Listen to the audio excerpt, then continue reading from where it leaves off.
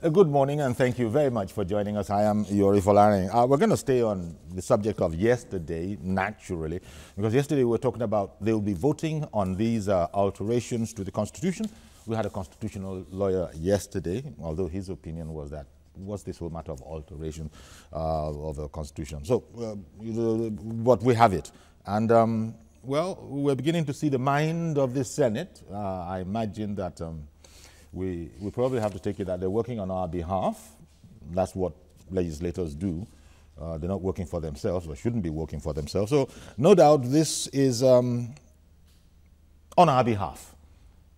For instance, there's so many of them. Maybe somebody might say it's a bit unfair to bring out some of those ones first. Like, for instance, legislators should be Council of State members.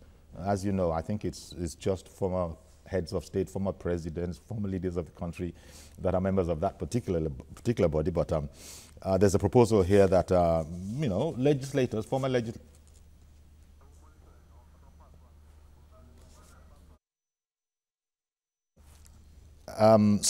those are the kind of things that we will be talking about today. One of the producers was joking that, look, with the Council of State thing, so it is Eagle Square that we shall be holding the Council of State meetings at. So we'll look at that generally. We'll take your observations, your comments, and we'll have a couple of lawyers. We'll bring them on. Stay with us, please. We'll be right back.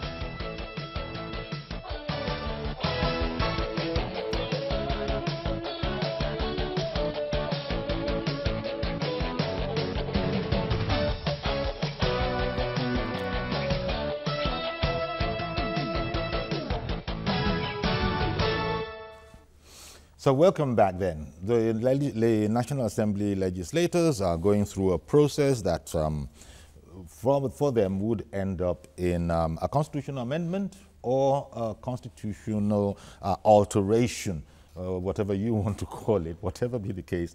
They want to effect certain changes, and you know it by now. Every single paper is carrying one particular aspect of it or not. Senate votes against more powers for states. What is this one? Restructuring suffers a defeat. Constitutional reform, the Senate removes president's power. Senate seeks immunity for members, and rejects power devolution. It just is going on and on and on. Well, my guest this morning, a lawyer, Mr. Ahmed Abbas, who is a public affairs analyst. Thank you very, very much for coming on. Thank you, Mr. Yuri. Indeed, my pleasure. And Mr. Malaki Ugumadu, he is a lawyer as well, and national president of the Committee for the Defense of Human Rights. Thank you for the opportunity. Good morning, viewers. Always our pleasure. Let me start with Ahmed first. What do you make of all of this? Give me your perspective. The whole initiative to alter, if you want, amend, if you want, the Constitution. Give me your impression. I think I'm going to sit. Thank you very much, and thank you, viewers. This is my view of what is going on. And I'm going to situate what is happening in the National Assembly within the context of an analogy. You know, the police, they are vested with the power to wield the tool of violence. A policeman is empowered under the law to carry arms for purpose of what? Preventing crime. When that policeman gets drunk, high on drug, and goes berserk, killing people unlawfully and without legitimacy, he's abusing the legitimate authority vested in him by law. Okay. That's exactly what the senators are doing. They've gone berserk. Okay, They've gone berserk. And are using the power of the National Assembly. Yes, to terrorize Nigerians, the president, and the entire nation. Yet they would say, and you can imagine they have no option but to so say, that this is for development of the country, is for ease of governance. That's the kind of thing that they would be saying. How does immunity in favor of that development of the country? Okay. How does... Because they've asked for that as well. Yes. Immunity of every National Assemblyman. Yes, in the course of his duty. Yes. How does that operate in favor? For anything done in the course of his performing his duty. Let's put it this way. The Constitution vests on the National Assembly the powers to amend the Constitution. The law is different from the Constitution. The Constitution is the ground norm, the organic law, the soul, and the totality of the legal regime of a country. That places it as a higher pedestal in the hierarchy of laws. And therefore, there is a very striking distinction in constitutional jurisprudence between legitimacy and validity of law.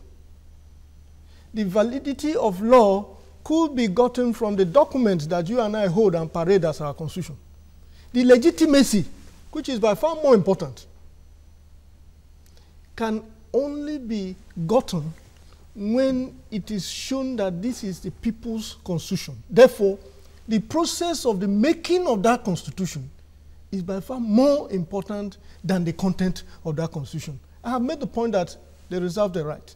But that is when you are amending a legitimate Constitution.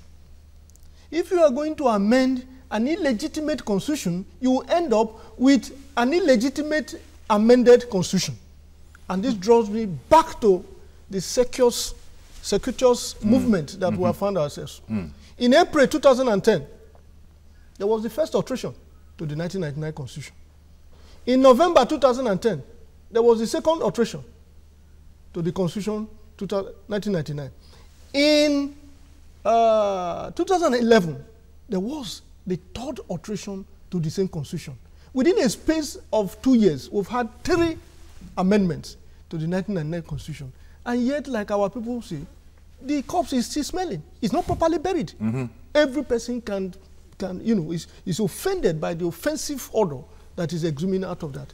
We therefore make the point that we are back to where the original campaign started. That campaign was not initiated in pretension. That campaign was initiated to underscore the essence of the people as a center point of any constitutional revolution. And it has to do with a sovereign national conference that harnesses, that elicits, that captures, and consolidates the wish, the desire, and aspiration of the people.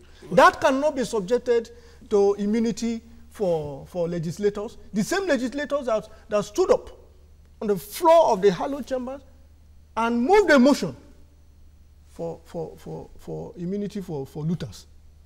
That cannot be. Exactly. A constitutional conference would have been much better preferred. Seems to be the comment I've heard from a lot of people. I wonder if, Ahmed, you also think so, that if we were to get our priorities right, if we were to go about this, Dr. Bayomi opined yesterday when he was speaking that he has the impression that they don't quite get what the issues are, such as you have elicited this morning. The difficulty, what are these? What do you think are the difficulties in constituting such a conference that will lead to, because everybody's been saying that is the panacea. It's the only way out of this problem. I think it just requires the political will. That is what is required, because you see, we have conflict of interest. Those who are benefiting from the distorted system, because the way Nigerian is constructed as of today benefits just few people at the top. A nation where you use close to 80% of your resources to feed just a few number of people that are not up to 1 million all over Nigeria. 80% on recurrent expenditure. You do not think they will sit down to be part or to agree to, whether you call it constitutional conference, or whether you call it true federalism, or whether you call it restructuring, whatever name you call it. Anything that will disturb the status quo. That will disturb the status quo. They will not be part of it. Because the way Nigeria is constructed today, designed today, look, if we continue running this country, I can prophesy 200 years, we'll still be where we are. We are not going anywhere, because when you have a vehicle that does not have an engine, and you are making pretenses that you're actually driving a car, and you are making body motion inside the car, and pretending to buy Lucas, that you are actually moving. It has no tire, it has no engine, no battery, nothing whatsoever. And you are making pretenses that you are driving a car. Who are you deceiving? So it then leads on to the other angle, which you have alluded to, which is whose side are they on? Whose work are they doing? And I think this is a very critical. Whose work are they doing? See, most times when they convene, the Senate President and the Senate leadership has said it's on board with the war against corruption. So what I'm now hearing, whose side are they on? See, you do not, if you are a student of Nigerian politics and history, especially with this 8th National Assembly, you do not need to beat around the bush as to where they stand. They are on their own, and they are not on the side of the people. They've not made any law for the advancement of the cause of Nigerians. I was asking somebody, look, it is not the amount of data and budget that we reel out in this country that defines governance.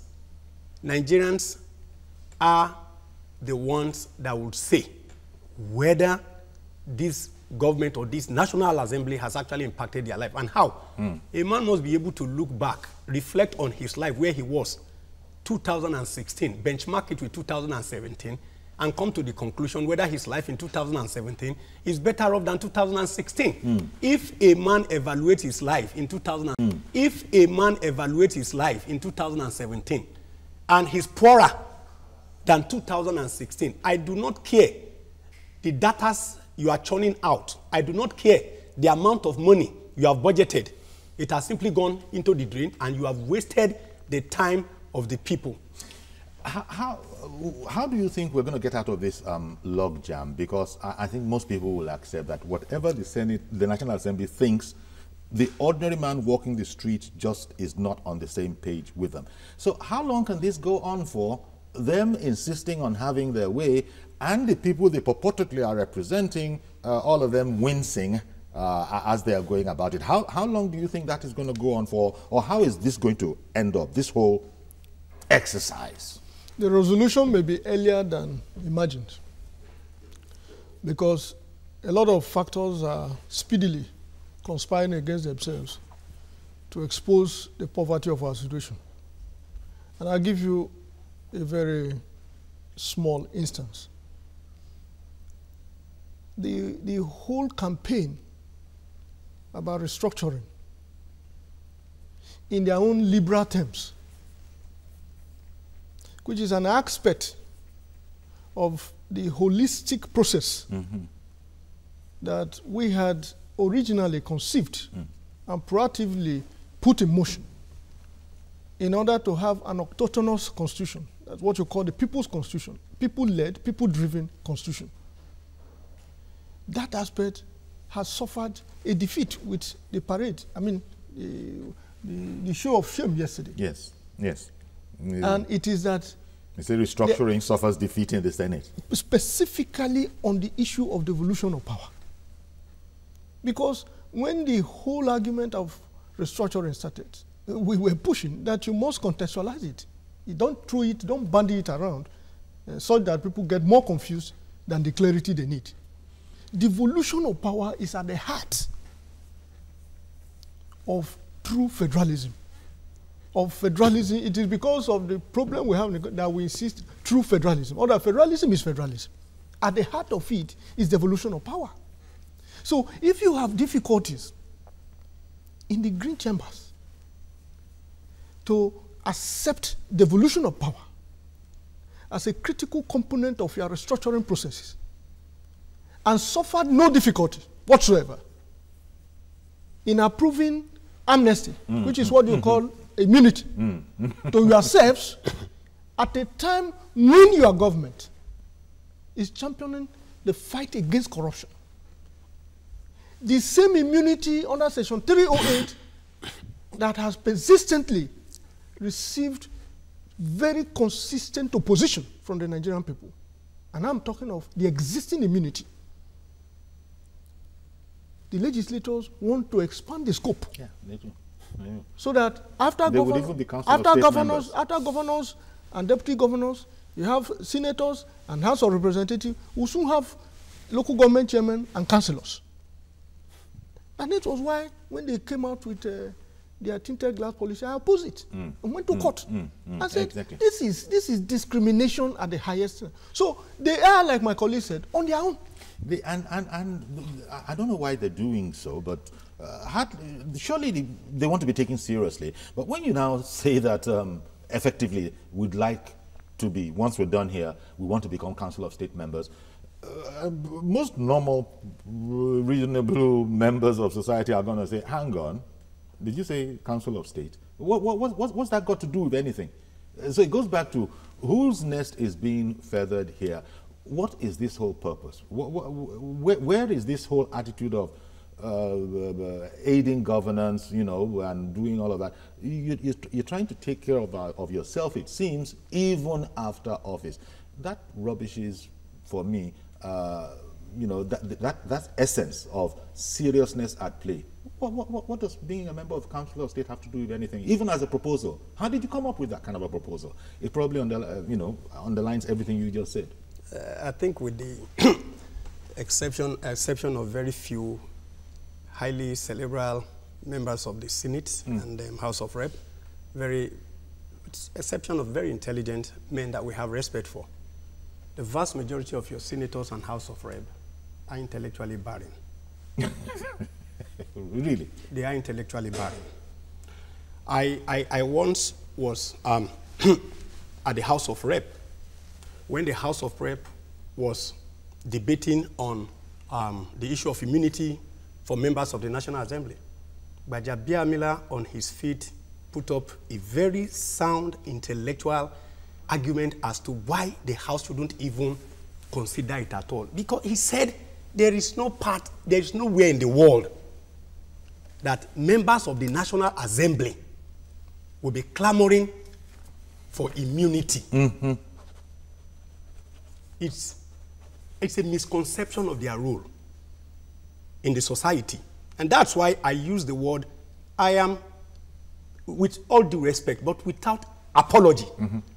Some of them are intellectually barren, and they do not have any business been in the hollow chambers of our National Assembly. Apart from the unfortunate instance of the electorate having put them there, and democracy being... You know why I said so? In the last election that just went in Lagos, Mr. George, I'll be right with you. One of the contestants was asked to give his biodata, and he was asking the interviewer what is biodata. Enough said. Mr. George, good morning, sir. Good morning, Uncle Yori. Thank you for calling in. Malaki, good morning, and good morning to the other guests. Good morning, Mr. Ahmed Abbas. Yes. Uncle Yori, what these senators or Saraki's gang are trying to do is simple: to incapacitate the president and hijack presidency and kill the war on corruption. That is the simple thing that they are doing. How can legislators have immunity? I have not seen it in any legislature in the world. Immunity against what? And these are the same people that have been canvassing for so-called restructuring. Same people that are talking about restructuring have thrown out devolution of powers. Yeah. What does that tell you, Uncle Yori? That the so-called noise about restructuring is aimed at just making governance difficult for the president. The president has sent bills to enable him pursue anti-war corruption for the past 14 months.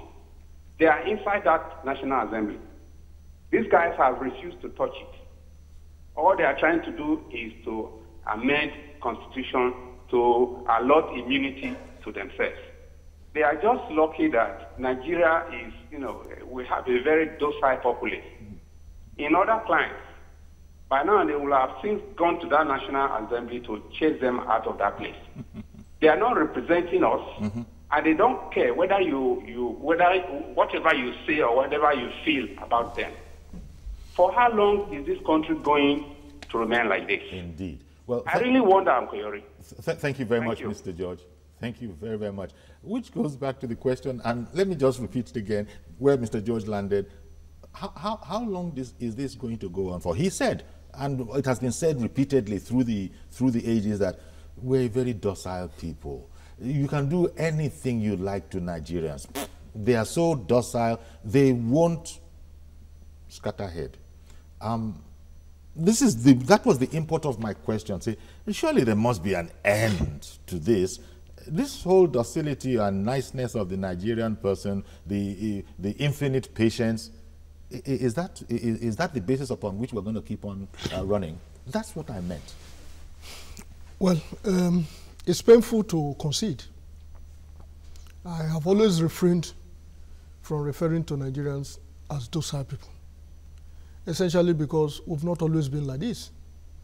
Otherwise, you wouldn't have the glorious past. Yeah, we did have a glorious past. Of the culture of resistance. Yes. Particularly when the collective intelligence, when the collective humanity is insulted in such a brazen manner. What happened to that culture of resistance to anarchy, resistance to cheating? If we go into that, you'll be discussing the socio-economic conditions that has largely defined our people. And it didn't start today. And that's a very wide subject. Very, very wide subject. Let me include Reverend Olushola, who's called in. Good morning, Reverend. Good morning, sir. Thank you for calling in. Go ahead, please. I just want to contribute. Sure. Uncle Yori, Barrister Abbas, and Malachi. Barrister Malachi. Yes, good morning. Good morning, sir. Good morning, Uncle Yori. Barrister Abbas. Good morning. One thing I want to say is this. Where are we going in Nigeria? Where exactly are we going in Nigeria? I think the people should be the one that should hold this country in their hands, not these few people who have already sold us out, even to the outside world. I believe in a revolution, a non-violent revolution, to bring Nigeria to the place where it should be. this Nigeria to the next level. All these people in there, let's just take them out through mob. You're talking about Reverend. What they are doing there. Reverend, you're talking about a mental revolution, I am sure. Yes. Yes. I'm talking about mental revolution, yes. and I'm talking about non-violent revolution. Yes, yes, yes. Okay, a reorientation of our thinking, because the way we are right now, this is happening, right? Yes. Thank you very much, Reverend. Thank you very much. I understand. It's an exasperation that I myself first indicated, and you're seeing the same old thing. But I don't want to interrupt you again, so let me go on the break so that we'll have a clear sky when we come back. Stay with us, please. We'll be right back.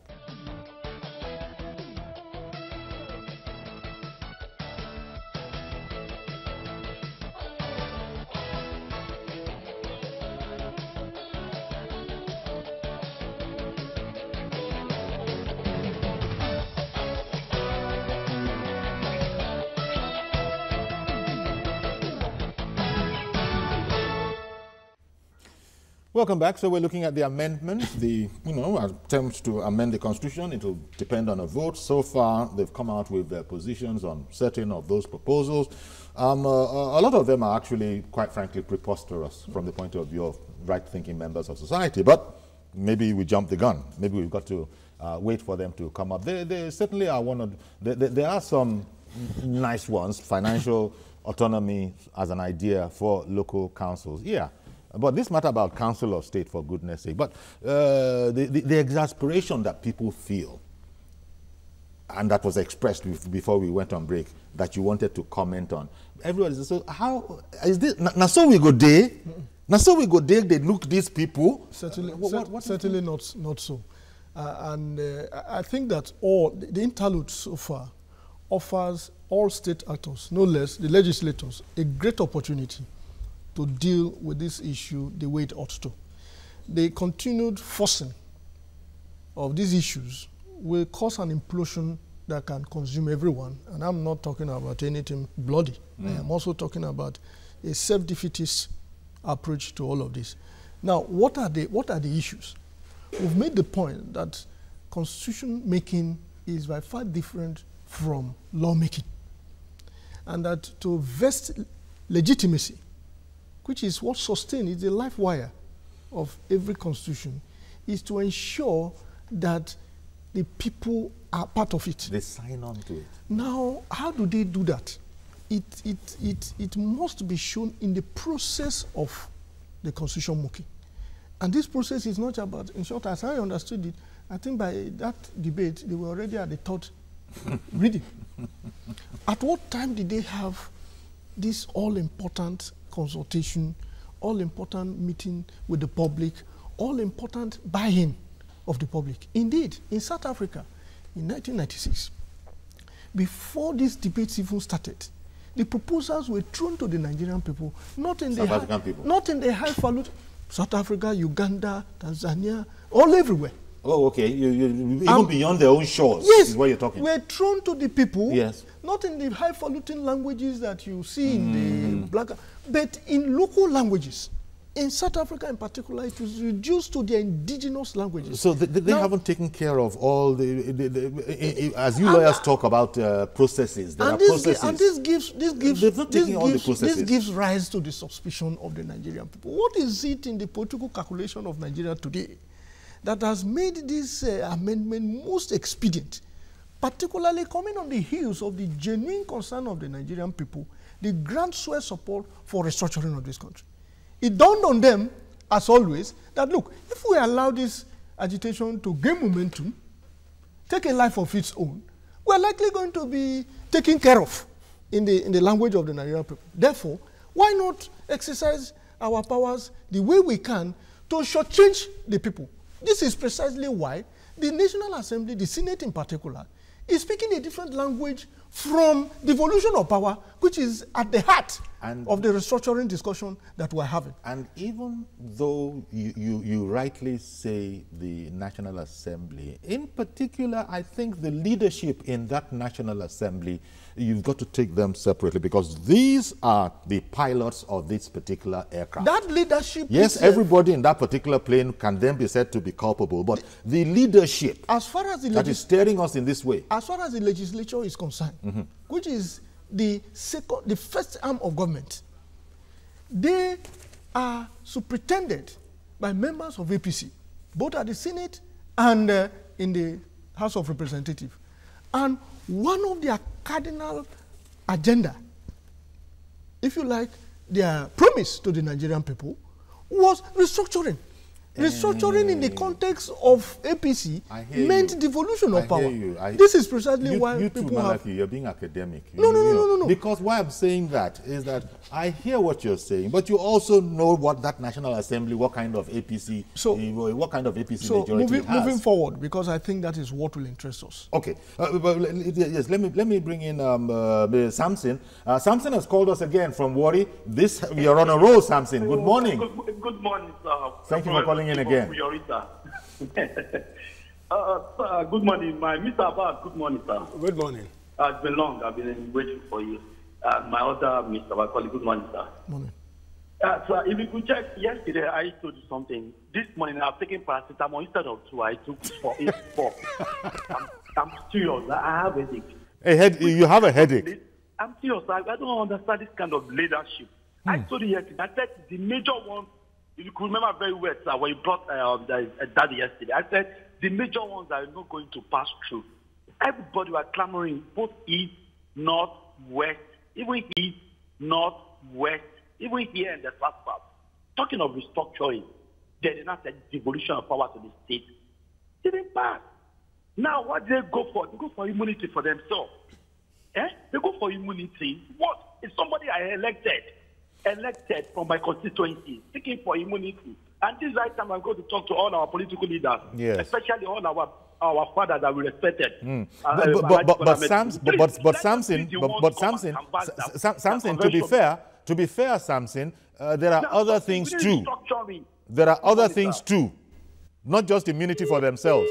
Oh, I'm so sorry that I lost you, Samson. But I wanted to be fair and say that, look, there are 1 or 2 cherries in the midst of all this sand and stones. Or shall we say there are some grains of rice in the midst of all the sand. But you can't say it is complete sand. So I just wanted to, because when he said that, you immediately are talking about immunity for yourself, immediately are talking about membership in the Council of State. Yes, they did those horrible things, those odious things, but they still have, but what we're saying is that by and large, most people are not on the same page. It can only be members of the National Assembly that are on the same page from the comments that we've been hearing. Can I make my Please, comment? Sir. You were trying to make a distinction, and I think let me bring in, please hold the thought about that distinction. Okay. I've just been told lately that Jeremiah is on the line. Good morning, Mr. Jeremiah. Good morning. Go right ahead, please. Thank you. Lisa, my concern for the 8th Assembly is that I'm really wondering whether they are truly representing the... Good morning, Mr. Yeri. I'm beginning to wonder whether these people are truly representing the interest of this country. Everything they have been doing has always been contrary to my mind. Why is it that they are not interested in what will favor the populace? Are they really seeking the interests of the Nigerian populace or their pockets? For how long are we going to continue in this docility attitude of an average Nigerian? Why can't we just bring ourselves together, whether Muslim or Christian, march to that place, chase them out of that place with either firewood or cutlass? For how long are we going to continue to endure this madness? This is madness. We all went to school in this country. We enjoy free education. Why has everything suddenly turned upside down? There was a time in this country when a graduate is coming out of the university, there is a page of 5 for waiting for him, an automatic employment. These people are there wearing big regalia, stealing our money, destroying our resources, taking away the hope of the common Nigerian, yet we are keeping quiet. This our quietness is stupidity as far as I'm concerned. God bless Nigeria. Thank you very much, Mr. Jeremiah. Okay, I hear what you're saying. Let me not comment. Please go ahead. You were trying to, let's make a distinction. Sure. There are just two political parties in Nigeria.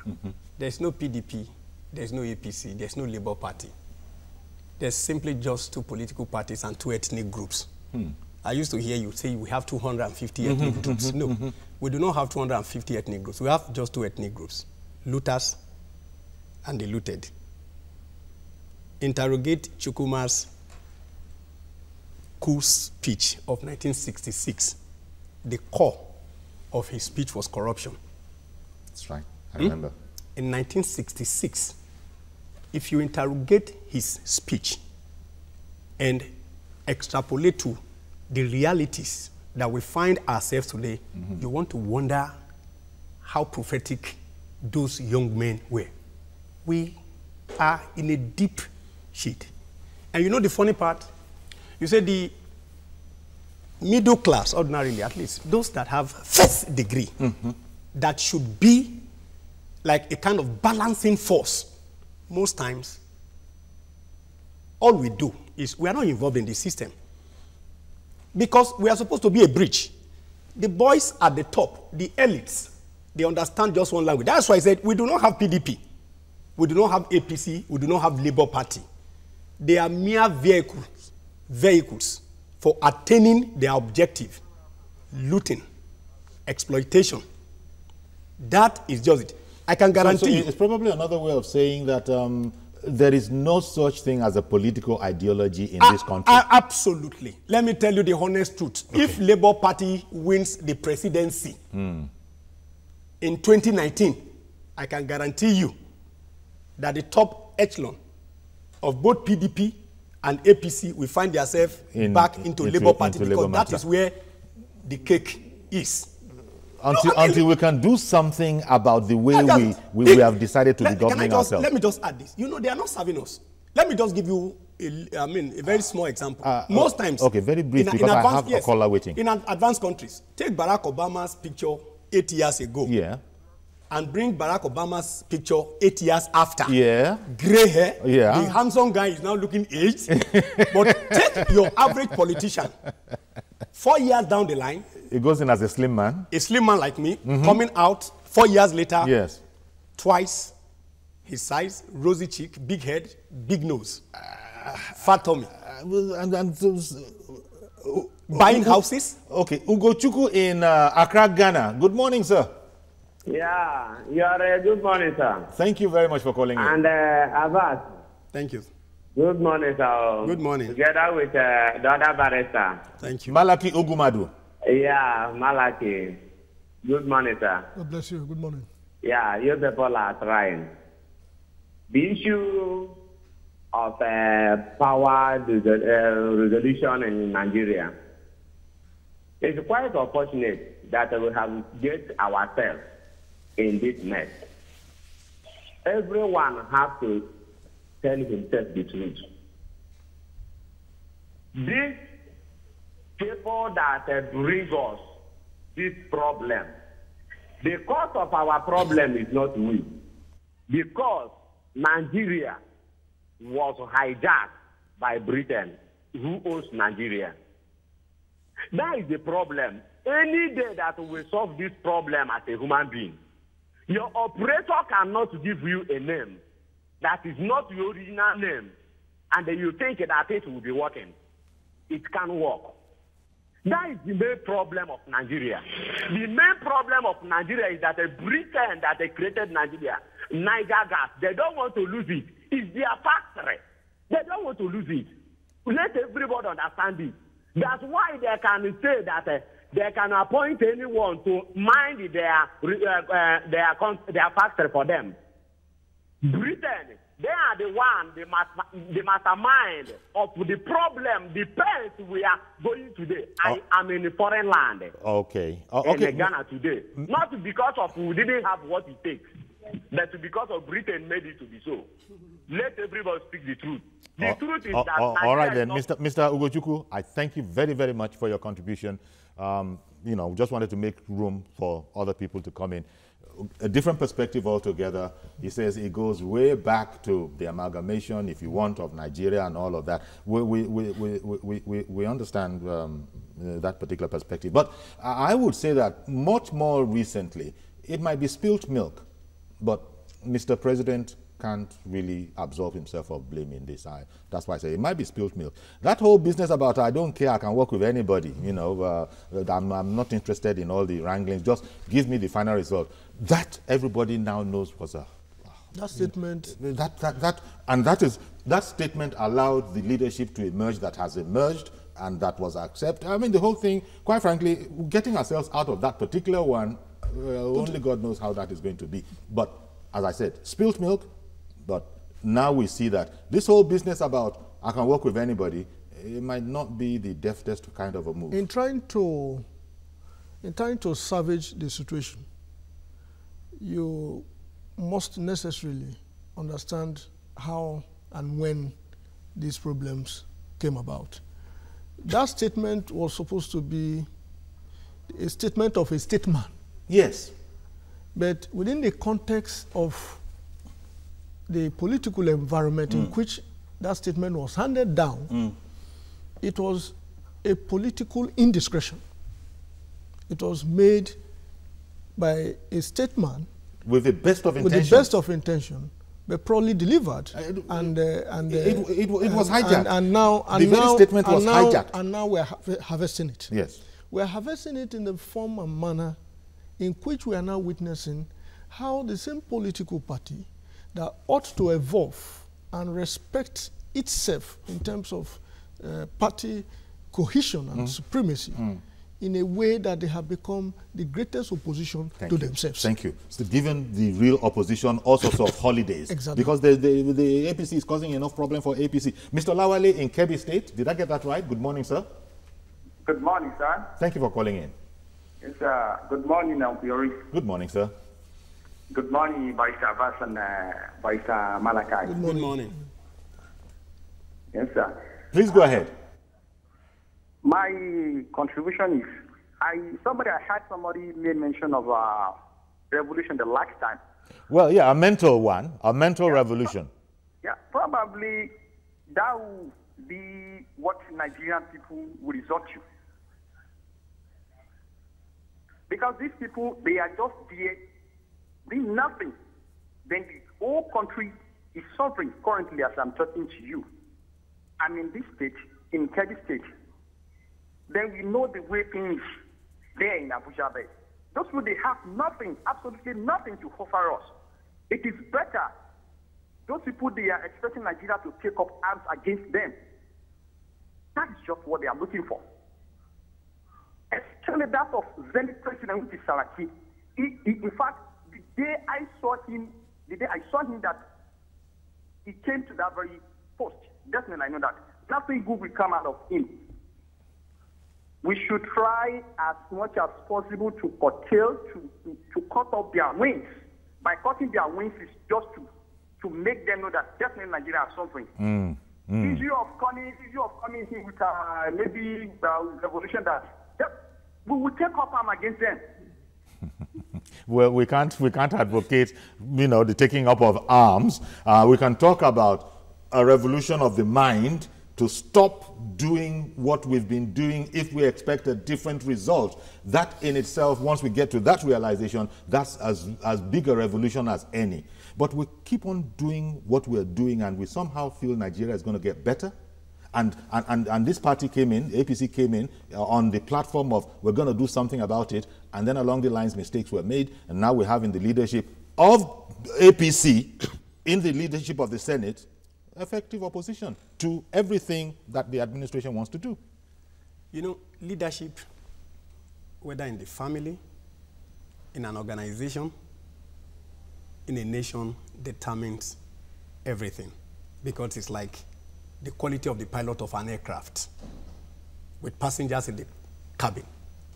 The mental state of that pilot, the physical state, the emotional state, psychological state of that pilot is necessary for a safe flight. Yeah.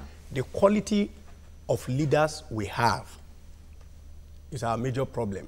1925. And we're stuck with it at least till 2019. Wait, in October 22, 1925, when Mahatma Gandhi was listing out the 7 deadly social sins, he talked about wealth without work, commerce without morality, you know, your petrol stations, they've adjusted all the price, everybody sells fake thing to you, they swear to God. He talked about science without humanity. He talked about worship, you know, godliness, I mean, form of religiosity without sacrifice. He spoke of politics without principles as one of the deadly social sins of any nation.